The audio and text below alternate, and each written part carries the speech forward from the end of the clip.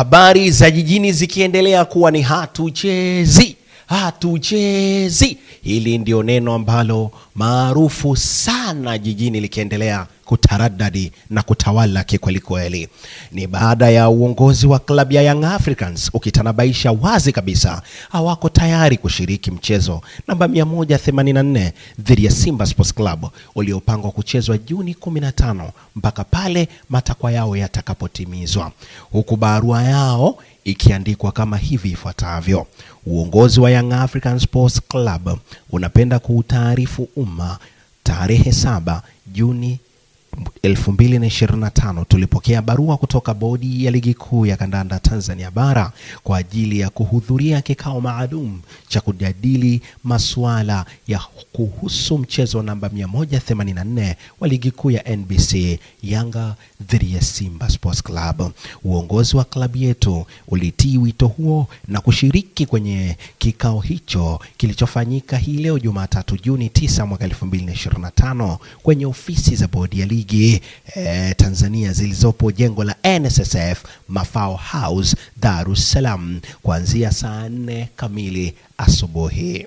Baada ya majadiliano ya saa kadhaa, viongozi wa klabu waliwasilisha msimamo wa klabu yetu kuwa hatutashiriki mchezo namba 184 uliopangwa kufanyika tarehe 15 Juni mwaka 2025 mpaka pale matakwa yetu tuliowasilisha kwa waandishi tuliowasilisha kwa maandishi yatakapotimizwa. Tunawatakia kila la heri bodi ya ligi kuu na shirikisho la mpira wa miguu nchini katika kushughulikia matakwa yetu yenye mustakabali mkubwa kwenye maendeleo ya mpira wa miguu Tanzania.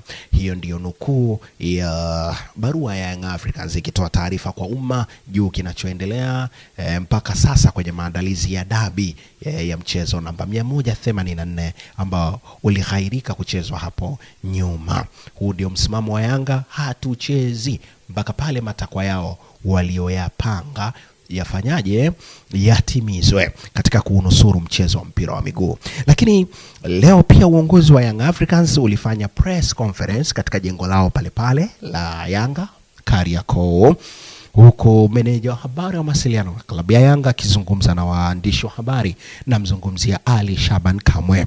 Ni kweli tulipokea barua ya wito Juni 7 na leo tumeshiriki kikao kama tulivyoombwa na bodi ya ligi. Kwenye kikao hiki maalumu ambacho hakikuwa cha maandalizi ya mechi bali ni kujadili sintofahamu ya mchezo namba 184 wa ligi kuu ya kandanda Tanzania bara.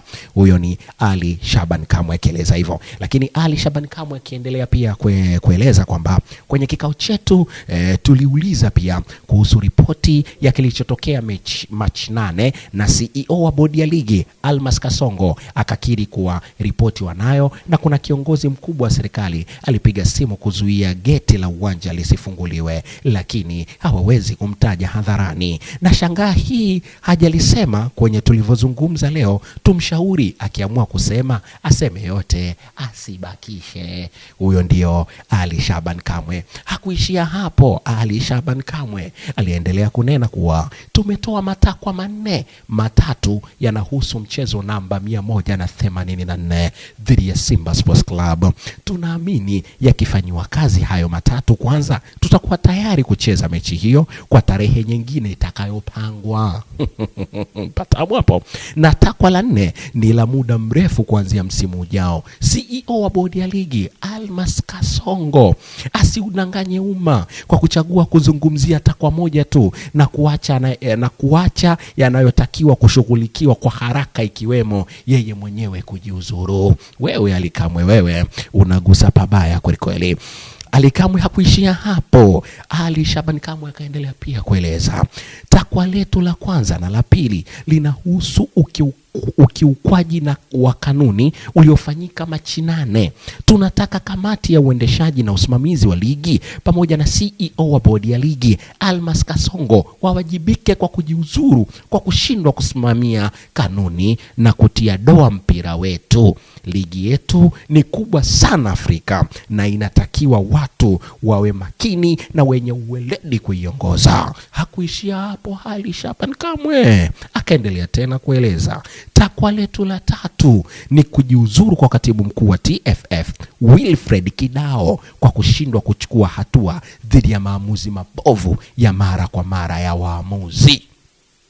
Kamati ya waamuzi ipo chini ya TFF kwa katibu mkuu. Unashangaa ni vipi mwamuzi mmoja anafanya makosa kujirudia na bado anaendelea kupangwa kwenye mechi bila kuchukuliwa adhabu yoyote. Huyo Ali Shaban Kamwe hakuishia hapo, akaendelea tena kutongoa.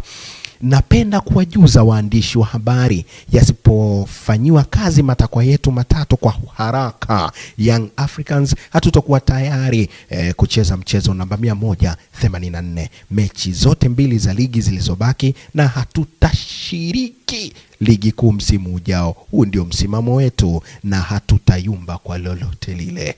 Ali Shaban Kamwe akaendelea tena kunena taarifa hii iwafikia ofisi ya katibu mkuu wa TFF na wadhamini wa mashindano ya kombe la shirikisho la CRDB kuwa hatutacheza mchezo wa fainali wa CRDB siku ya tarehe 28 mpaka tutakapolipwa hela yetu ya ubingwa kwa msimu uliopita. Tumevumilia dharau hizi kutoka kwa mamlaka za soka kwa muda mrefu sana. Sasa imefika mwisho. Yani ni hatuchezi.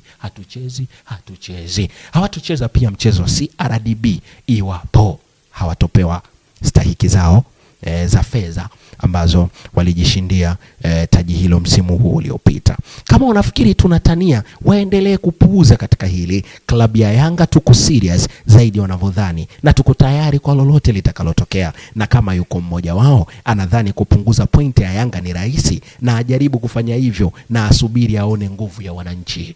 Kama kuna mtu yoyote pale TFF, kama kuna kiongozi yoyote pale TFF anayeweza kupunguza pointi, ikiwepo kama Juni 15 Yanga wasipotimiziwa yale wanayotaka na wasipoleta timu uwanjani, halafu kama kuna kiongozi yoyote anayeweza kupunguza point, hapo ndio atakapoona nguvu ya wananchi. Huyo ndo Ali Shaban Kamwe akitongoa hayo kuhusiana na sakata zima la dabi, lakini pia kuhusu fainali ya CRDB kombe la shirikisho la FA.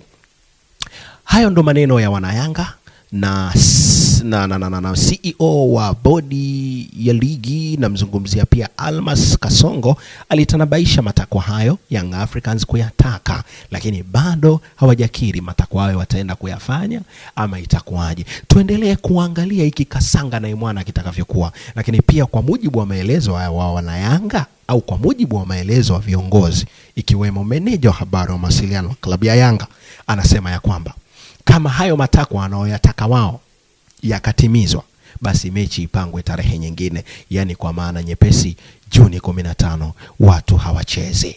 Hii ndio Concord Media, sehemu pekee pa kuendelea kukuhabarisha habari kiundani zaidi ili uweze kuelewa. Langu jina ni Concord News. Usikae mbali na viunga vyetu hivi.